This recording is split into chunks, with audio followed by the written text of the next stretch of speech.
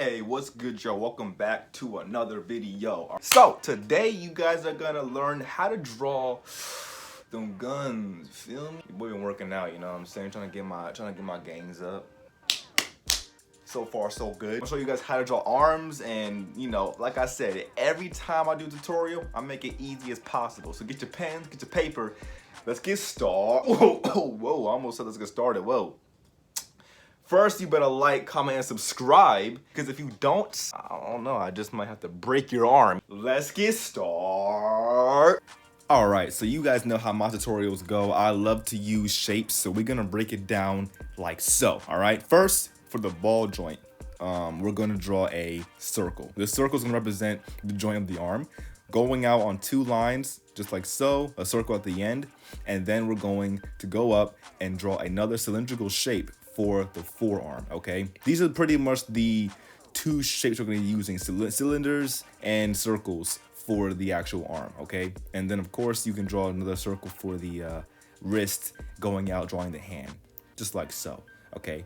This is what you wanna think about the entire video. So put this in your brain, download this into your brain, because we're gonna be using these for the entirety of the video pretty much.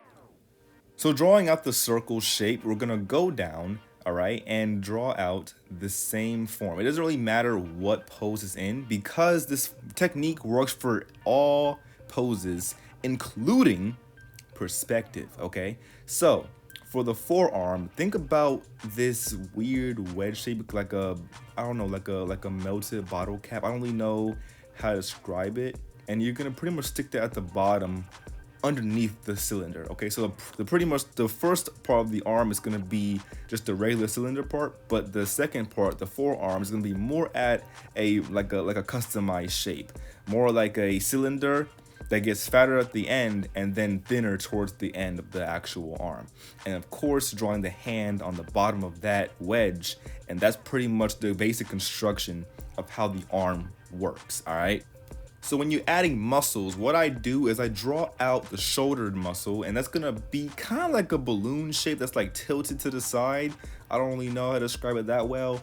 And then what I do is I go in and I start adding in the muscle for the bicep, which is kind of like a leaf shape, okay? So draw that at the bottom. It's gonna have these two lines that connect towards the middle, and then, connect when it gets to a certain point. And then overlapping that with the actual forearm of the muscle of the arm, sorry, and drawing that in, following the pretty much the construction of how it looks.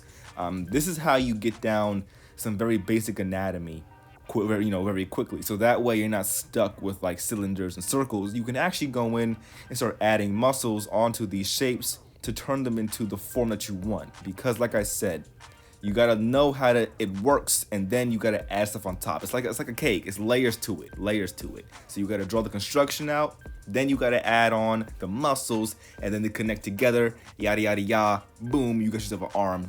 So it's very important that you understand how circles, cylinders, and customized shapes work in the dimensions, okay? So pretty much with a circle, a cylinder, and a bowling pin, we pretty much can make an arm. Putting that on top, stacking them together just like so, and that's the basic construction that you have. That's all you need. Breaking it down to its simplest form and then building onto that. That's all that you need to create whatever you want. So with this structure, you can, do what we did in the last clip and start adding the muscles just like that with 1, 2, and 3. It's 3 shapes to build up the arm, and then just like that, we have what you need for yourself to draw arms from memory and also from reference if you need to. Now, there's a very quick way to draw the arm that I'm actually not going to take credit for, because I learned this from one of my favorite artists, and they pretty much have a technique called the lightning bolt method, okay, where you pretty much draw out this zigzag shape, all right? And it looks weird right now, but you're going to see in a minute when I start adding it together, connecting these forms together. And the artist who actually taught this technique, or at least I don't know if he made it up or if he learned it somewhere else, but where I learned it is from Sykra, and he's another really great artist that I learned this technique from. This is a little bit more advanced, of course, so it's not something that you have to do, but if you do want to get down the arm very, very, very fast, just draw off this little zigzag shape and then connect all the parts together, and you got an arm just like that, okay? So shout out to Sykra for teaching me this method. Now, if you want to add like big muscles onto your characters, still draw the same construction. That doesn't change, but all you're doing is just making the forms more bubbly. All right. So just a bigger, you know, cone shape or like a cup shape for the actual bicep. All right. Just making those forms more full and drawing them onto the construction that you have. That's pretty much how you can get like bodybuilders, you know, like bodybuilder arms or any kind of muscular character. And of course, if you don't want that, if you want like more of a skinnier arm for I guess not as buff character, just keep the shapes more closer to the actual construction. Just like we have right on the right, the arm's much slender, but right here we're getting a much more, you know, big arm, like a dude who lifts, you know what I'm saying? Like he be going to the gym and bench pressing 250, like that kind of guy, all right?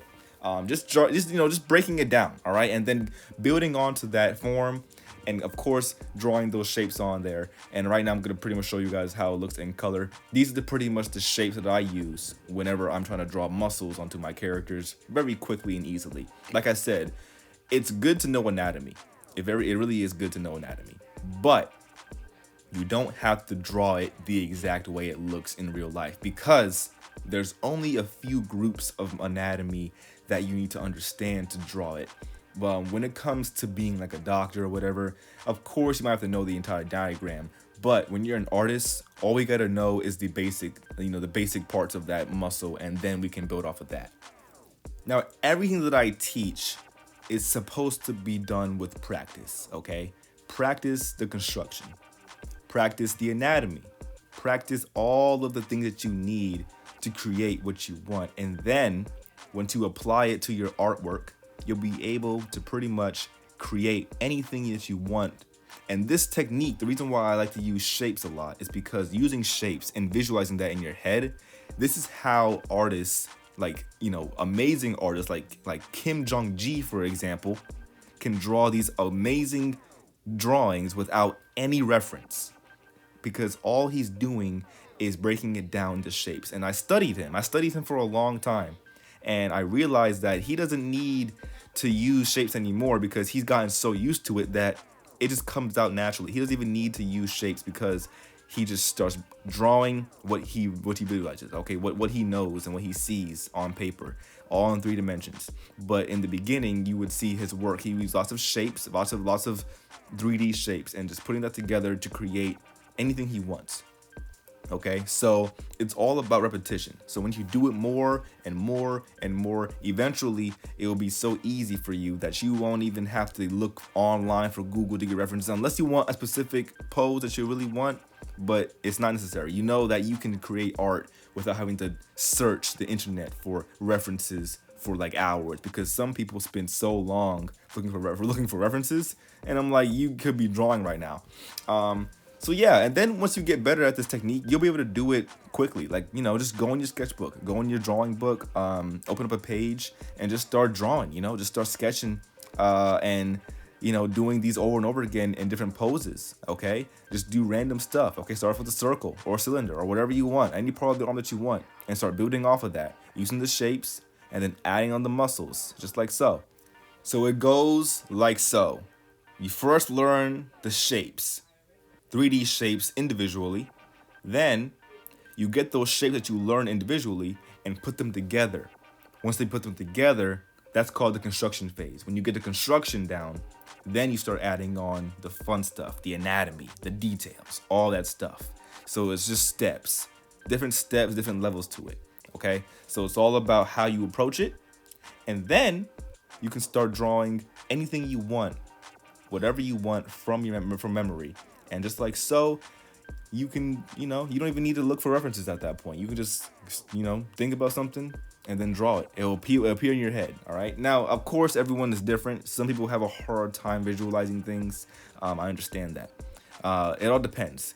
And there are some people who got like photographic memory, which I'm jealous of them because I wish I had that. But if you do it enough times, your brain will eventually remember how it works, okay? Because your brain learns best when it repeats a process, or it learns best when you repeat something over and over again, and then becomes second nature to you. But anyway, y'all, that is going to wrap it up for today's video. I hope you guys learned a lot, and I hope you guys take this lesson and apply it to your artwork.